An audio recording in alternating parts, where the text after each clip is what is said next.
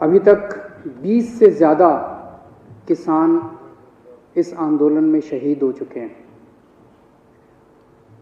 इस आंदोलन को भी 20 दिन हुए हैं, तो लगभग रोज एक किसान इस आंदोलन में शहीद हो रहा है।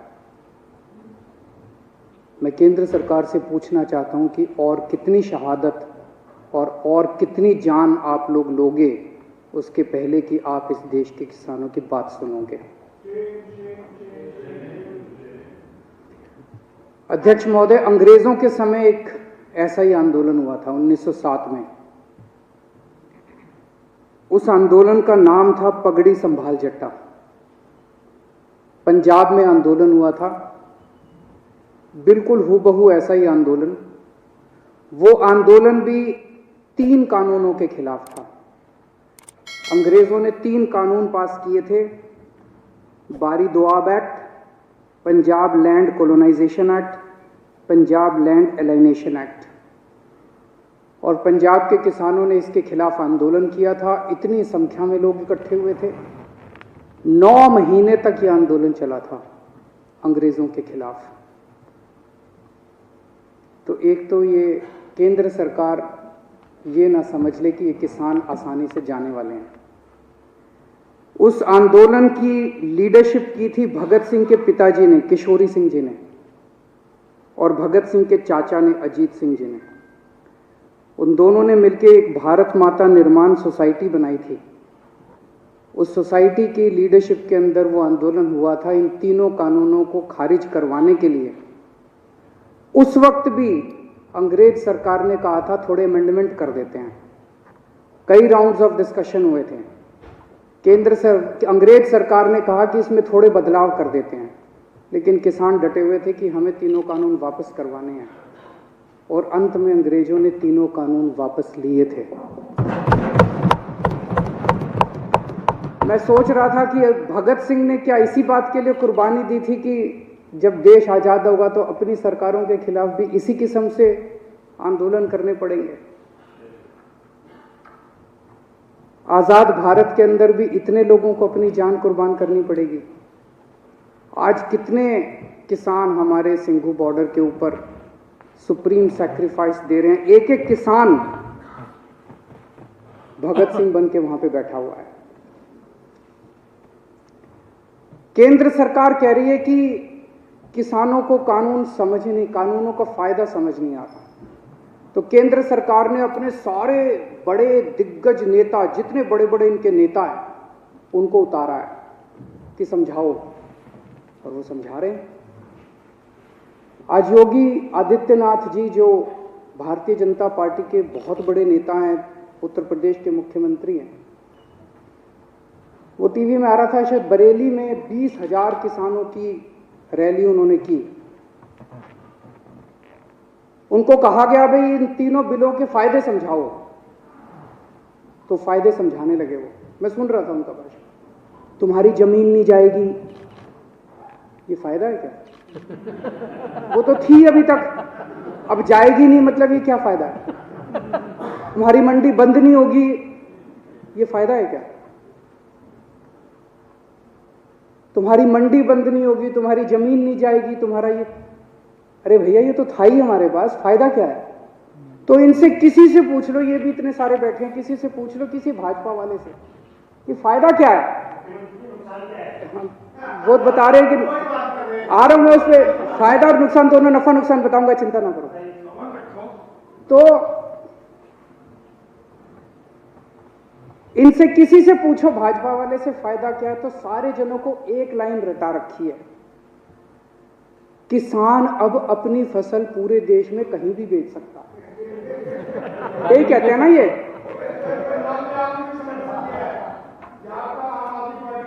तो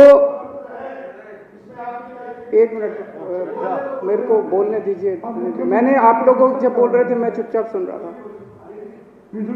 मैं आज धान का एमएसपी 1868 है। उत्तर प्रदेश और बिहार में ये 900,000 रुपए में बिक रहा है। मेरे को बता दो कि पूरे देश में मेरा बिहार और उत्तर प्रदेश का किसान कहां ये फसल बेच के आए कि इसको एमएसपी से ज्यादा दाम मिल जाए। हवा में बात करने से क्या फायदा है? कहीं भी बेच लो, कहीं भी बेच लो। अरे कहां बेच लें, बताओ तो सही। अब हमारे देश का किसान पूरे देश में कहीं भी बेच सकता है। वो देश का किसान कहीं भी नहीं बेचेगा। उनको भी पता है कि कौन बेचेगा। उनसे पंजाब में खरीदेगा, उत्तर प्रदेश में उनसे 800 रुपए में बेच के वही बड़े बड़े पूंजीपति इतनी महंगाई कर देंगे कि वो पूरे देश के अंदर इसको महंगा बेचेंगे। ये किसानों के बेचने के लिए कानून नहीं बनाया गया। तो कहा जा रहा है कि किसानों को भ्रमित किया जा रहा है। किसानों को भ्रमित नहीं किया जा रहा, भाजपाइयों को भ्रमित किया जा रहा है। सारे भाजपाइयों को अफीम खिला दी है और अफीम खिला के कह दिया ये रट के बस यही बोलो। मैंने आज पूरा भाषण सुना योगी आदित्यनाथ जी का, उनको भी नहीं पता इसका क्या फायदा। वो पूरे भाषण में वो भाषण था इसी बात के लिए कि किसानों को बताना है कि इसका क्या फायदा है। आज सुप्रीम कोर्ट में केस था, कल भी था। हमारे वकील ने सुप्रीम कोर्ट में खड़े होकर कहा कि किसानों की मांगे जायज हैं, किसानों की मांगे मानी जानी चाहिए। केस इसलिए था कि दिल्ली के बॉर्डर के ऊपर किसान बैठे हैं, इसलिए ट्रैफिक की दिक्कत हो रही है। हमारे वकील ने खड़े होकर कहा जी इसके लिए केंद्र सरकार जिम्मेदार है। आज अगर अभी केंद्र सरकार 1 घंटे में इनकी मांग मान ले, धरना उठ जाएगा। धरना क्यों नहीं उठ रहा? धरना इसलिए नहीं उठ रहा केंद्र सरकार नहीं करने दे रही। तो केंद्र सरकार का वकील बोलता है कि ये दिल्ली सरकार का वकील तो किसानों का वकील बन के बना हुआ है। मैं केंद्र सरकार वाले को कहना चाहता हूं, तुम भी किसानों के वकील बनो, तुम भी किसानों का काम किसके लिए करो। किसान इस देश का निर्माता है और अगर किसानों की वकालत नहीं करोगे तो किसकी वकालत करोगे? दलालों की वकालत करोगे। एक कई लोग मुद्दा उठा रहे थे कि कोरोना काल में ऑर्डिनेंस क्यों पास किया गया, ऐसी क्या जल्दबाजी थी। अभी ये कानून शायद 70 साल के भारत के इतिहास में पहली बार हुआ होगा कि राज्यसभा के अंदर बिना वोटिंग के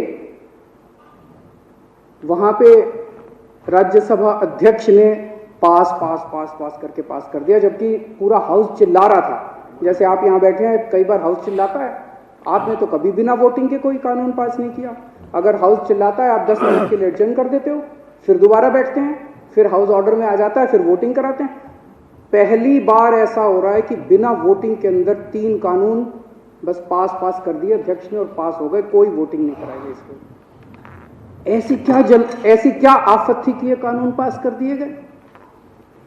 पिछले 6-7 साल से आप लोग देख रहे हो कि भारतीय जनता पार्टी ने चुनावों को कितना महंगा कर दिया। कितना पैसा खर्च होता है चुनावों के अंदर, कितना पैसा खर्च होता है। ये कानून किसानों के लिए नहीं बनाए गए, ये कानून भारतीय जनता पार्टी के चुनावों की फंडिंग कराने के लिए बनाए गए।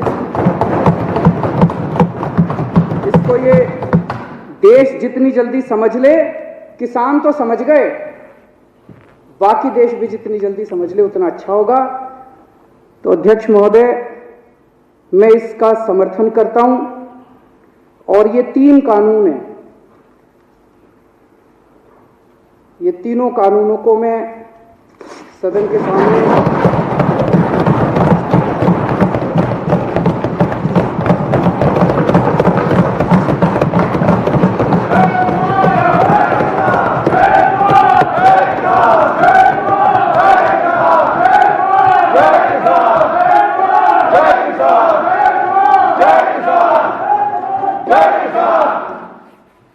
इन दोनों कानूनों को फाड़ते हुए मुझे बेहद दर्द हो रहा है। मेरा बिल्कुल मकसद नहीं था इसे फाड़ने का, लेकिन आज जब मेरे देश का किसान सड़कों के ऊपर 2 डिग्री टेम्परेचर के अंदर सड़कों पे सो रहा है और वो तकलीफ में है, तो मैं अपने देश के किसान और अपने देश के जवान के साथ गद्दारी नहीं कर सकता। मैं भी पहले इस देश का नागरिक हूँ, मुख्यमंत्री बाद में हूँ।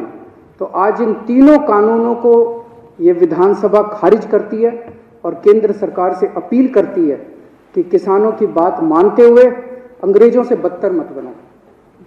अंग्रेजों ने 9 महीने में कानून वापस ले लिए थे, आप कम से कम आज़ादी की इतनी तो इज्जत रख लो कि 20 दिन के बाद अब इन कानूनों को वापस ले लो।